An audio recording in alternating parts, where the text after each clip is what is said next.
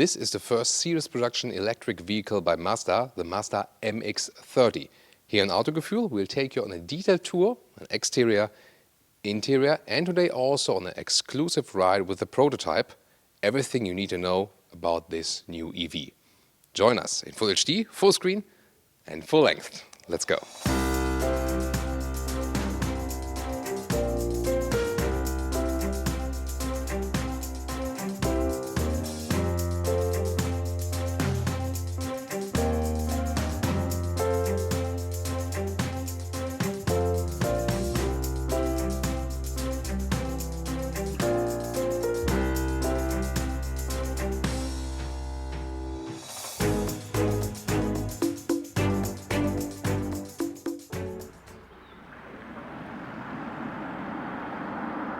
Short preview, because the EVs, they have instant torque. And what about the acceleration here for the Mazda MX-30? Let's go.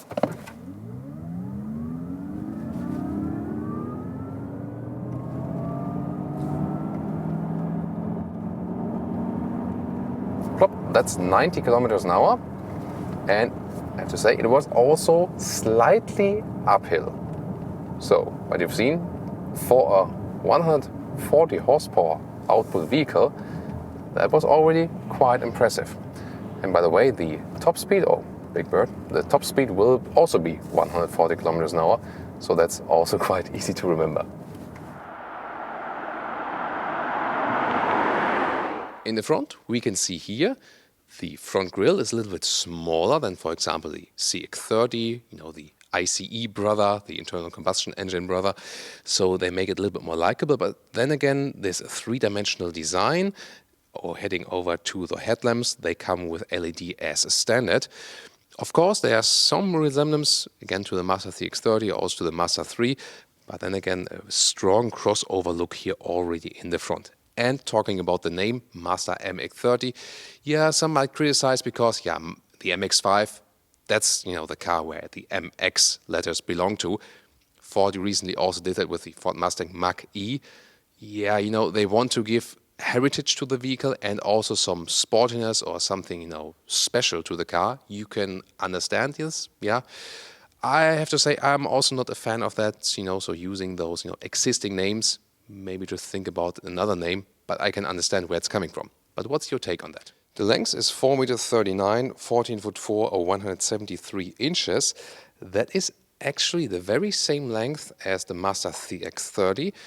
They do not share exactly the same platform because this one here is indeed an own EV platform, but they have a lot of similar parts and also, how they organize the structural rigidity.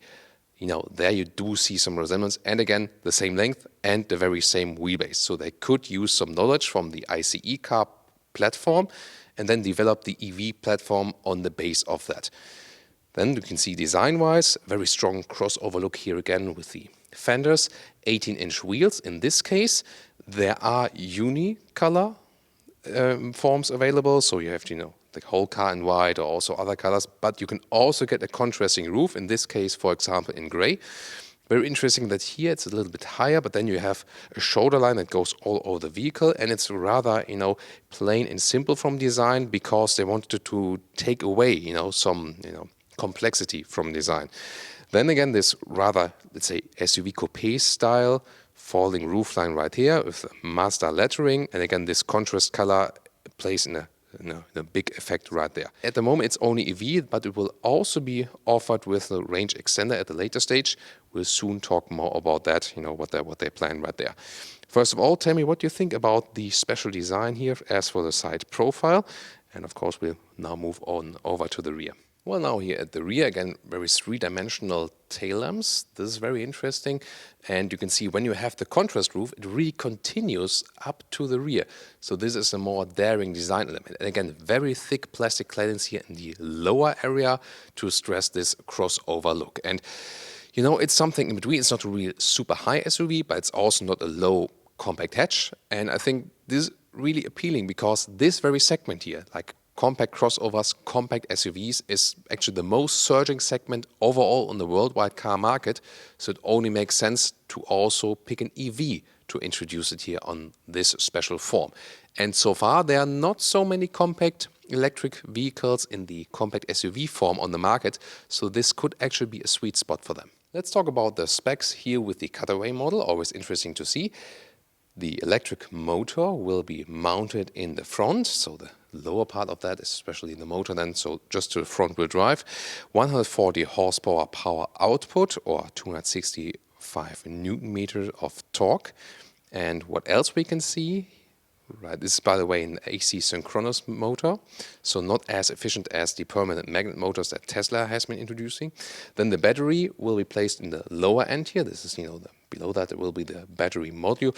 So first of all, to put it in a good sandwich concept, and also to bring the center of gravity really low. And the size is 35.5 kilowatt hours, so that's not that big. That's promising a range of about 200 kilometers or 125 miles. And Mazda actually says that it would be right sizing, as you would do with engines. So, and the reason for that is when you're building smaller batteries in the car, you keep the resources and energy and so on for the production low. That makes sense in an environmental sense, definitely. And especially if you use this car for primary city use. And then the range is also fine. It's enough. But when you think about longer trips, that can actually be a problem. Of course, they also thought about keeping the price low.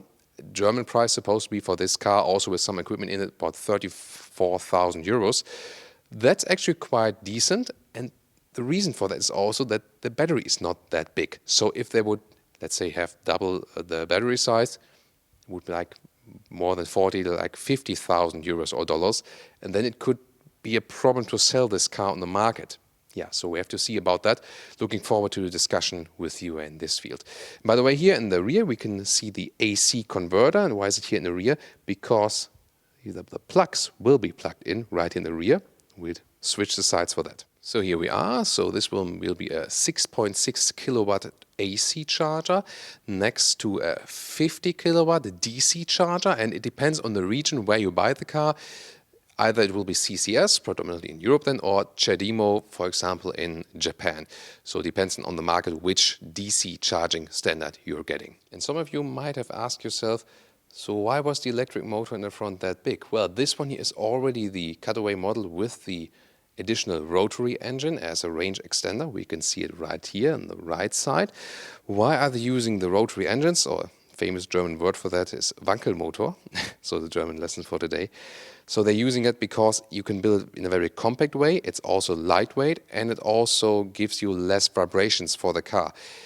Yeah, we know, for example, from past Mazda rotary engines that they're actually really high in the fuel consumption if you use, all of the momentum and all different RPM areas.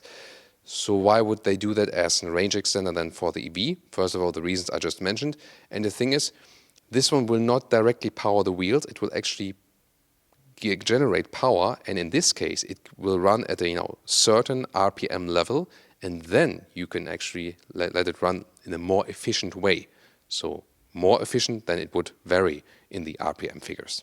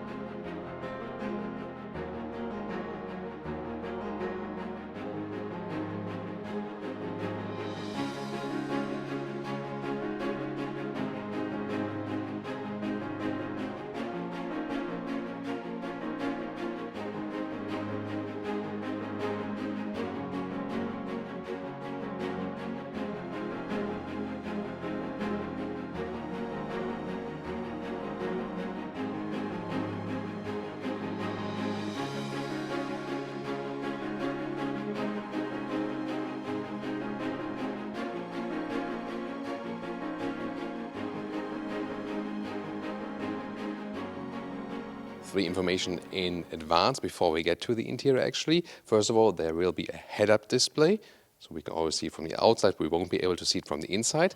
Second, we are not allowed to go inside the car ourselves with our bodies because it's a hand-built show car, but we will show you everything from the interior and explain everything to you. And the trunk is also sealed off because there's no real built trunk yet. But There's a lot to discover, I can tell you. And now to the interior, which is probably even more interesting. Let's open the doors, and I'll be very gentle because this one is a hand-built single car, so to say. So there's nothing more about that yet. So just this piece here in this configuration. And we'll soon talk about the inside of the doors and so on. First of all, let me show you. Those are suicide doors. So they open in an opposite way. Mazda calls them freestyle doors because that sounds better than suicide doors, of course. Yeah, it was, named suicide doors originally because, yeah, when you open that door during driving, yeah, that's like suicide. That's, where the name is deriving from. But freestyle doors sounds, of course, cooler. So I'll just give you one free look here, right there. I mean, it looks cooler, of course, design-wise, and you have a free open space to the interior.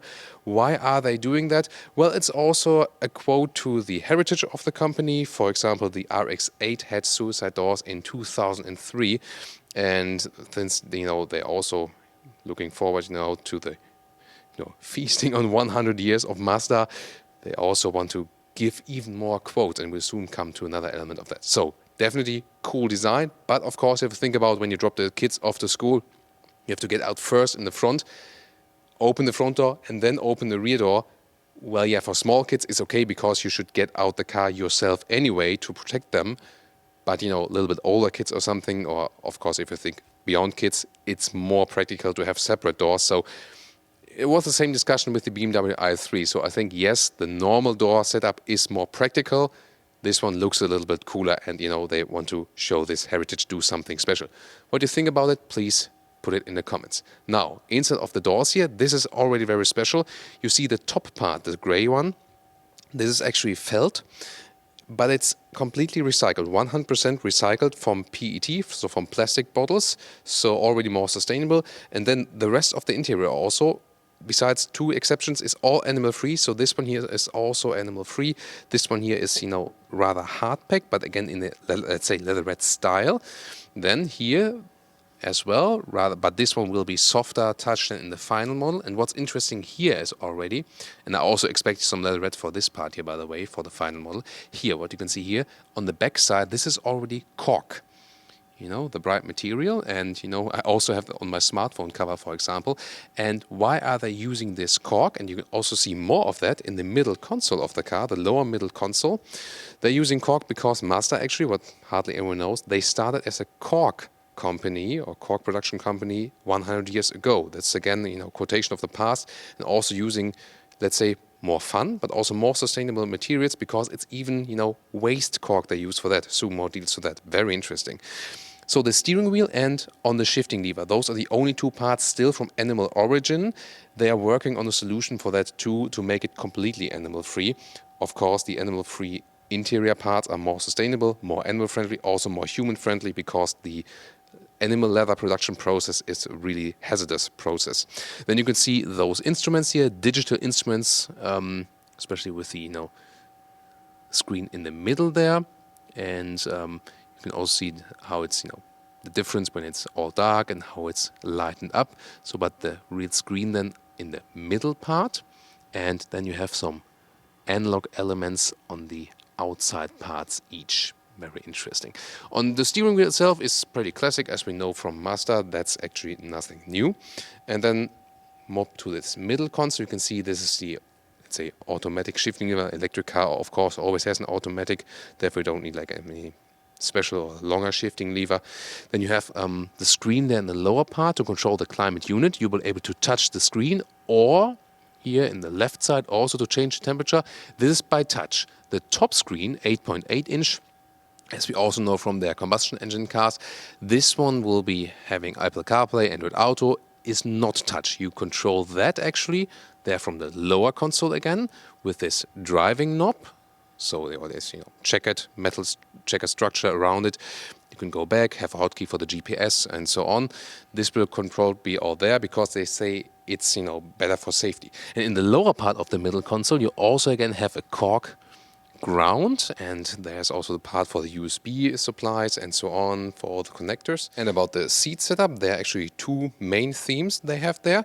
This one here is called Modern Confidence with a bright fabric on the inside and bright leather red on the outside. And there's a second theme available There's dark gray fabric on the inside and brown leatherette on the outside, called industrial vintage. And the special thing about this here is that they also try to implement recycled materials as for that, make it more sustainable in the whole production process.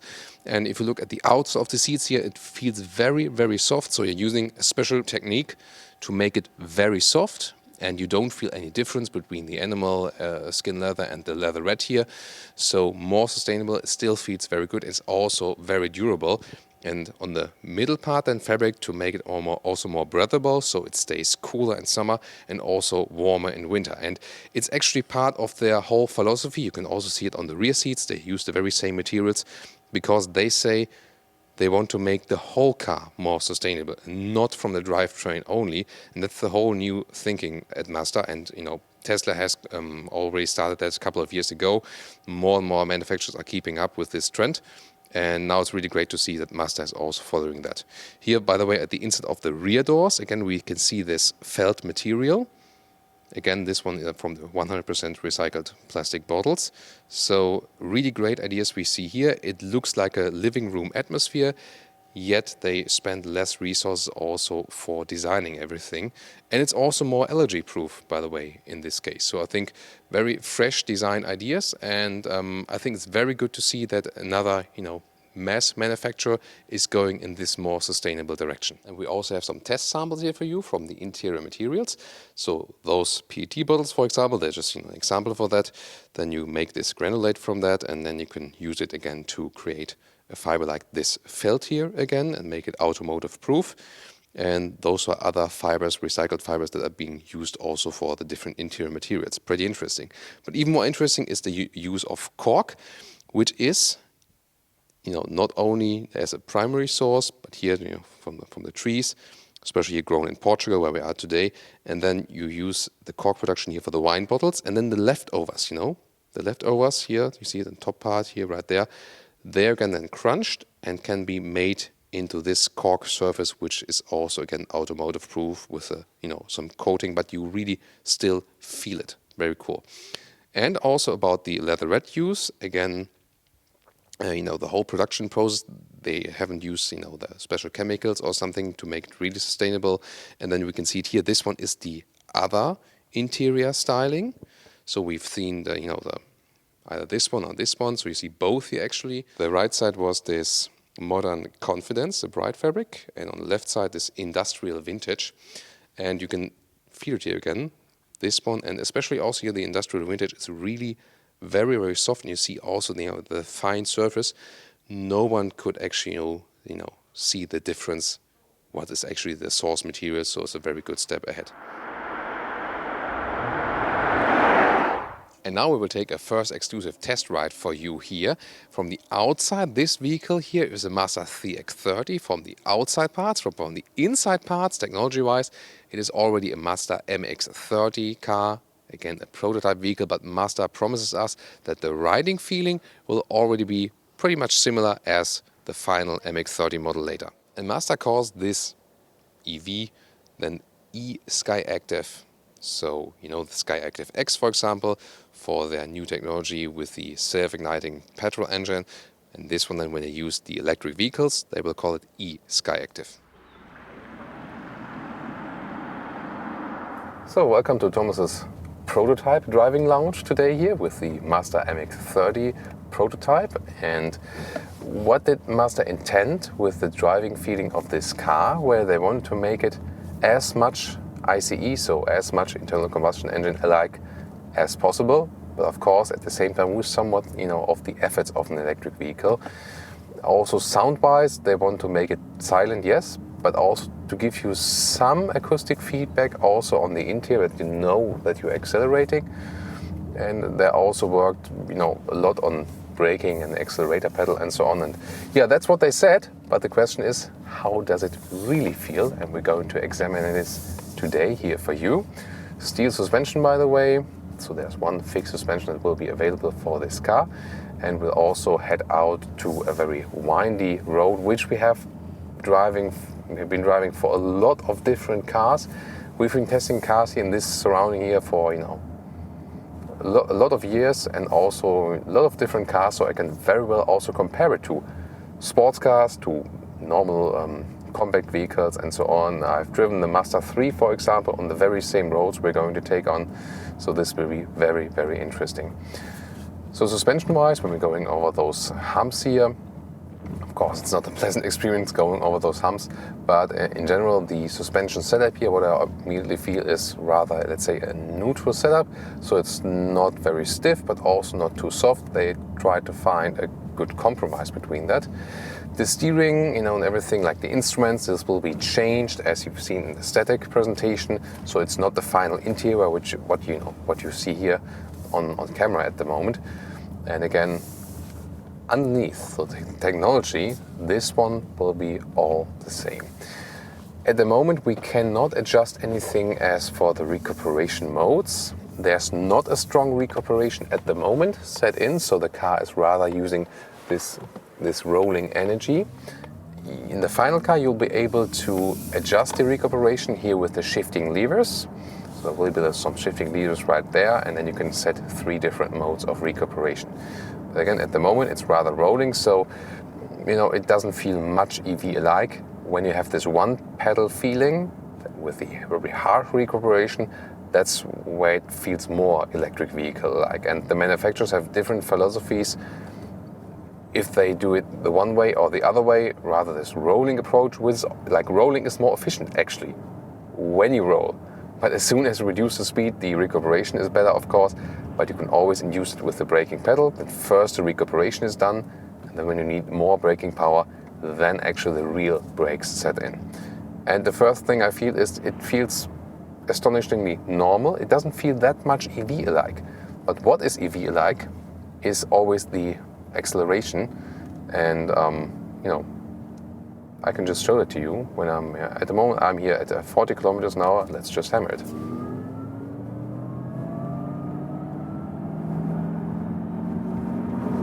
And that's 90, so pretty quick.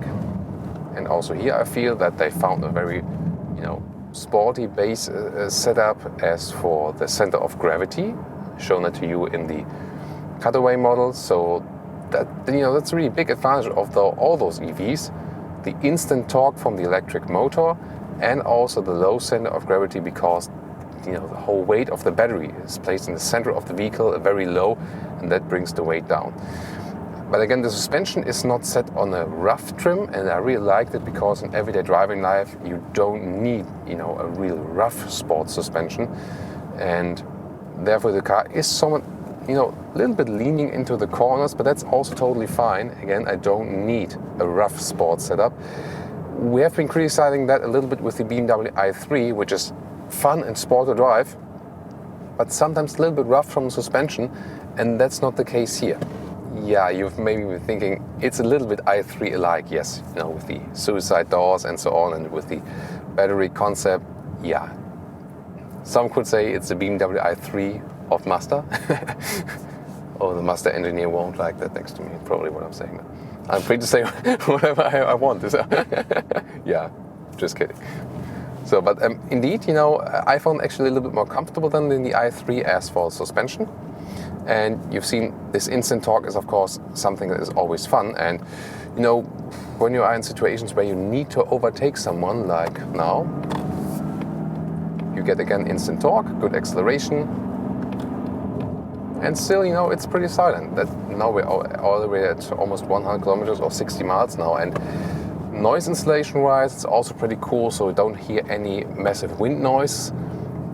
So it's really silent both from the electric motor and from the wind noise, and that's then something you can also enjoy on, on longer rides and so on. Here also now going uphill, and it's 140 horsepower, so it's not an explosive acceleration like we know from very big EVs or like those Tesla performance models and so on, because the battery size is not too huge, and they also don't want to exaggerate the horsepower output, keeping the price also in check, the price performance ratio.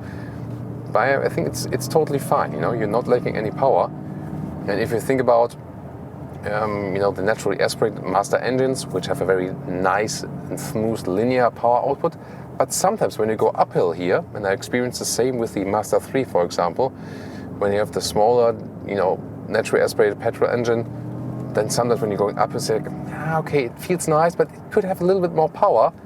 But you do have that here with the electric motor. So when you're here uphill, you just have that power.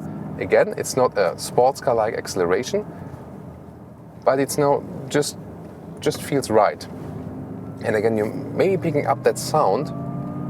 So there's like this subtle spaceship-alike sound, which is again, not annoying, but you somehow feel that something is happening, something is moving.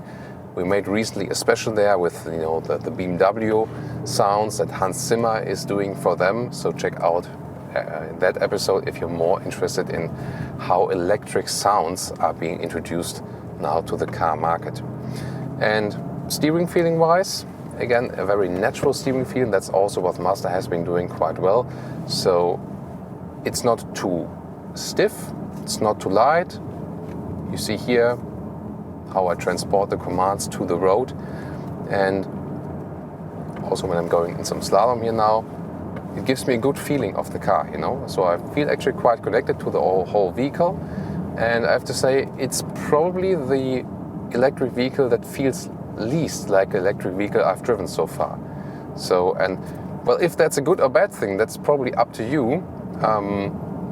I think an EV can feel like an EV, yeah, that's no problem. Of course, it will be different when you have the highest recuperation mode. But then again, I think it does not matter that much if it feels like an EV or not. What matters most is how the overall natural driving feeling is. And that's something actually what they achieved quite well. So you indeed feel quite connected to the car, and everything you don't have to think about it. You don't have to think, oh, could there be something different from the steering? Could the throttle input be different? Could this be different? You just think of, yeah, that's okay, that's okay, that's okay, that's okay, period. And that's again also what they, what they have been testing this car for, especially in the European Research and Development Center, and quite impressed by the result actually. So it feels quite agile, and again this this natural driving feeling. This is, I think, something which is the thing we can take most from this prototype ride. And one more thing to mention, we talked about that with the, for example, Mazda 6, Mazda 3 as well, the so-called G-vectoring control. So to reduce the G-forces, what is Mazda doing? Here when entering a corner, they're taking away some of the torque to give some more weight to the front wheels to be able to steer a little bit more precise. When we're exiting a corner, then there's a little bit more torque to give some more weight to the rear of the car to give a more stable, accelerating out of the corner. And the same thing they're actually doing here for the electric vehicle, just that it works even better than when you're exiting out of the corners. It's nothing that you would feel immediately as a driver especially, but it's something that you feel on a subtle base as a co-driver, because the G-forces on the human body are being reduced. And this will, for example, have then a long-term, rather relaxing effect on the body, for example. Here, by the way, now, again, as this car is not set on the recuperating mode, we are rolling predominantly, and so again, this makes this less EV feeling a little bit stronger. But again, if you want a stronger EV feeling, then you will be able also to drive with the recuperation modes. But at the end of the day, if you rather use the brake pedal and start the recuperation with that, or if you use then the recuperation modes, it's also a little bit personal preference if you prefer that or not. Or if you rolling down a mountain hill pass or something, then it's probably easier to set the recuperation to a very high level. But again, you'll be able to adjust that yourself. Again, really fun ride, and agile fun with this car. And I can just say, is it even more fun than driving with the internal combustion engine cars? Yes, definitely. From the driver experience, and that's not only counting for the MX-30, but for the whole range. Just from a driver experience, whoever has driven an electric vehicle for the very first time usually confirms that they are really like a lot of fun to drive. For me, it's all about the charging infrastructure. Do you have problems with it? Then you maybe have to wait. if your charging infrastructure is all fine, you got it at home or at work, then you're actually good to go. And especially for a car that has, like a smaller battery size, the home charging infrastructure will be even more important, of course. So, what do you say here to our driving impressions for today? Please leave us also some feedback here for our driving moderation. And of course, at a later stage, we will then test the very final production model here of the MX-30. And now to our conclusion for today with the all-new Mazda MX-30. Well, first of all, as for the name, yeah, some fans might be irritated because of the MX name. We had approximately the same here with the Ford Mustang Mach-E recently. You can argue about it. I mean, it's still, the name is okay because you have some letters and some numbers as they also use with other cars. You can truly argue if MX is the right one, but they want to stress this sporty heritage. Then, in general, about the exterior design, I mean, it looks quite likable. It looks crossover SUV-ish, but then again, a little bit more agile, especially in the rear part. And I think overall, it will gather a lot of fans with that. Interior styling-wise, with a great living room atmosphere, looks really cool, clean and collected.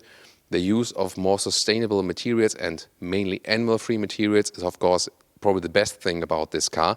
Finally, another manufacturer is thinking about a whole cycle of sustainability and making it better for the environment. And I think that's exactly the right approach. And you can, just recommend that also to other manufacturers to, be serious about sustainability, not only talk about it and use it as, marketing slogans, but really do something like this, which we can see here. And that's also the way sustainability works, if it's good or even better and sustainable at the very same time. Also interesting, for example, with the cork materials, and especially because they're referring to their heritage. Of course, some other elements we already know from the all-new Mazda models. They are, resembling the ones we have seen, Mazda 3, Mazda CX-30 and so on. But that's also, that customers actually get along with that maybe a little bit easier. And why not using those very same stuff we've seen there, because it already has been proven. About the suicide doors, you can argue about that if that's, a clever choice. Of course, there is, again, this heritage referral. Yes, normal door would have been more practical. I think everyone agrees to that. It was the same with the BMW i3. For show purposes, this is somehow cooler, but for everyday driving life, the normal solution would have been definitely easier. Still, the dimensions of the cars are actually quite practical. It's not too big, not too small. You still have enough interior room left, but you can still use it in the city very well. About right sizing of the battery, yes, it's true that you actually save especially CO2 output and also raw materials in the production process when you don't make the battery that big. Then again, the low range could be a factor where someone says, maybe I go for a different vehicle. So I'm not exactly sure. I mean, I favor this, environmental aspect about a smaller battery, yes. If you use this one for city drive only, this won't be a problem at all. Just recharge it overnight in your, household plug or something. This will be all fine. But the use is definitely limited if you think a little bit more motorway and a little bit more longer drives. So you have to think about that if that's then the right car for you, or if you go for something with a bigger battery. And driving-wise, for this conclusion, we go outside again. And to our separate conclusion from our driving part, it was a very interesting experience. First of all, it feels very compact to drive, very fun to drive. It's not too stiff and sporty. Yet again, it's a little bit more fun than driving with the combustion engine cars. Also, if you compare to the Mazda 3 or Mazda CX-30, it has just a little bit more power, especially than the naturally aspirated engines. So that was a very cool experience. But it does not feel that much electric vehicle-alike. So from the EVs I've been driving, especially if you don't set any strong recuperation, it feels least EV-alike. And you can favor that, or you can say, I want a strong EV feeling. But then again, if you set later on like the recuperation mode a little bit stronger, then it will feel more electric vehicle-alike. But overall, the coolest thing about this car, I think, is that they achieved a very natural driving feeling. So you feel, pretty much in unity, as also in the marketing slogan. But in this case, it's correct that, like driver, car and road is pretty much connected. And that's indeed what they also achieved here, especially with the lower center of gravity and more power you get here from this electric vehicle. So very promising first ride, and I hope to be able to continue for that with the series production model. We'll soon show that to you as soon as it's available. Thanks so much for tuning in today, and leave us your feedback. See ya.